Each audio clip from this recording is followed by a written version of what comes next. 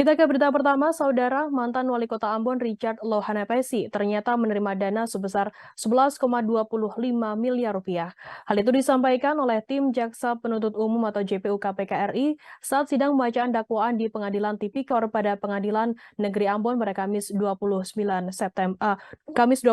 Juni maksud kami. Richard Lohanepesi merupakan terdakwa kasus dugaan tindak pidana korupsi, pemberian hadiah atau janji terkait persetujuan izin prinsip pembangunan cabang retail tahun 2020 di Kota Ambon. Informasi lebih lengkapnya akan disampaikan oleh rekan jurnalis kami dari Tribun Ambon. Ada Tanita Patiasina yang akan melaporkannya. Silakan rekan Tanita. Baik Tribuners dan rekan Fidra, pada hari Kamis 29 September 2022 kemarin, mantan Wali Kota Ambon Richard bersama dengan terdakwa lainnya yakni staf pimpinan tata usaha pada pemerintah Kota Ambon, Andrew Erin Hanusa, menjalani sidang perdana di Pengadilan Tipikor pada Pengadilan Negeri Ambon. Keduanya didakwa melakukan perkara tipikor suap dan gratifikasi izin prinsip pembangunan cabang retail tahun 2020 di Kota Ambon.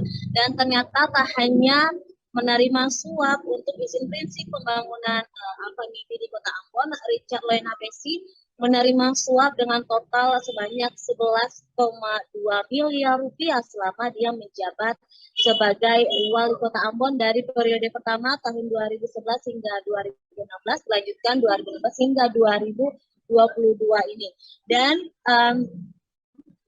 uang miliaran rupiah ini diterima bukan hanya dari para kontraktor, ternyata juga ada beberapa kepala dinas di pemerintah Kota Ambon yang memberikan suap kepada Richard Lohanepesi ini.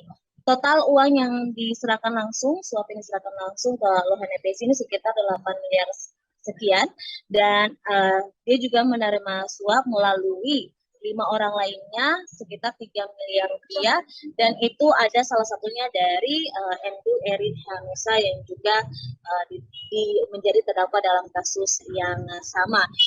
Dan untuk kasus gratifikasi suap dengan Alphamidi ini sendiri, total Richard Lohanepesi ini menerima suap sekitar 500 juta rupiah yang ditransfer secara bertahap oleh terdakwa Amri, yang memang kasusnya ini berkas perkaranya terpisah. Jadi selesai Lohanepesi dan Erin Hanusa disidangkan, dilanjutkan dengan terdakwa Amri. Dan untuk kasus gratifikasi dengan Alphamidi sendiri ternyata juga sepengetahuan dari beberapa pimpinan Alphamidi yang ada di Kota Ambon. Akibat dari perbuatannya ini, baik Lohanepesi maupun Andrew Erin Hanusa disangkakan melanggar pasal 11B dan 12 Undang-Undang Tipikor Indonesia, dan sementara Amri ini didakwa dengan pasal 5 dan pasal 12 Undang-Undang Tipikor.